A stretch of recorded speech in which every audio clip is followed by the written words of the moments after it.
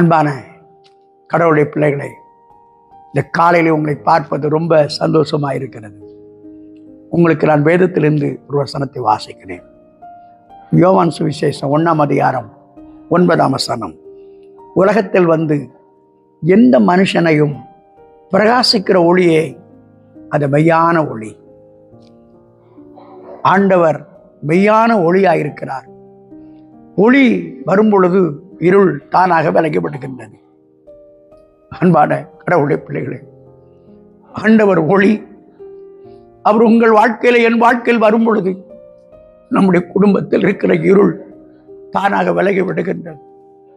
உங்கள் வீட்டிலே இரவு நேரம் வந்ததும் ஒளி வருவதற்காக சுவிட்சை ஆன் பண்ணி லைட்டை போடுகிறீர்கள், இருள் ஓடி போய் விடுகிறது.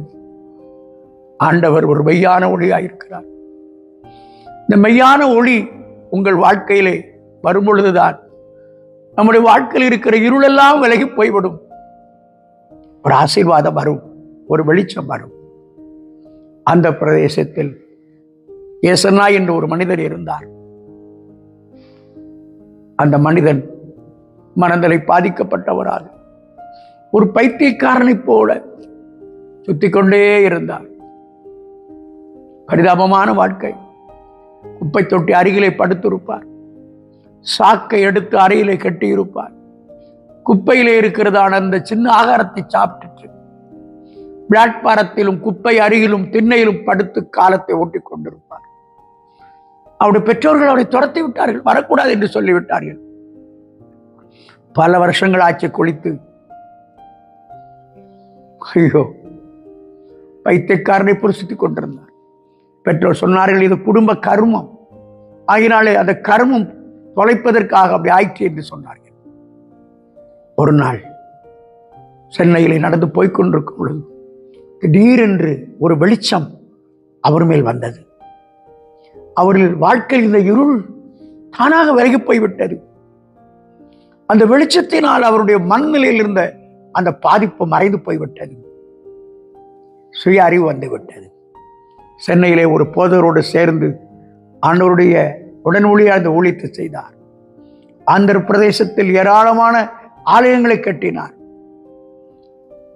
பல ஆயிரக்கணக்கான மக்களை அந்த ஒளி நடத்தில் கொண்டு வந்து சேர்த்தார். இன்னைக்கு அந்த பரமராஜ்யத்துக்கு போயிருக்கிறார்.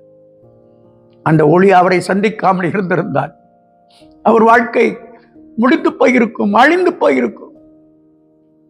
அந்த ஒளி பூமியிலே வந்து எந்த மனுஷனையும் பிரகாசிக்கிற ஒளிதான் அந்த மெய்யான ஒளி. அந்த ஒளி இயேசு கிறிஸ்து. இயேசு சொன்னார், நான் உலகத்திற்கு வெளிச்சமாயிருக்கிறேன் என்று சொன்னார்.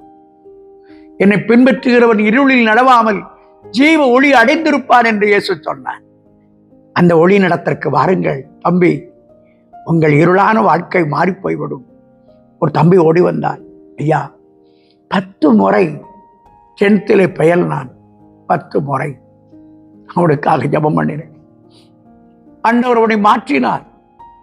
கல்லூரிக்குள்ளே நுழைந்தான். BA பட்டதாரியாக மாறினான். MBA படித்தான். ஆசீர்வாதமாய் மாறி போய்விட்டான். அந்த ஒளி நடத்திற்கு வரும் பொழுது நம்முடைய இருளெல்லாம் மாறி போய்விடும்.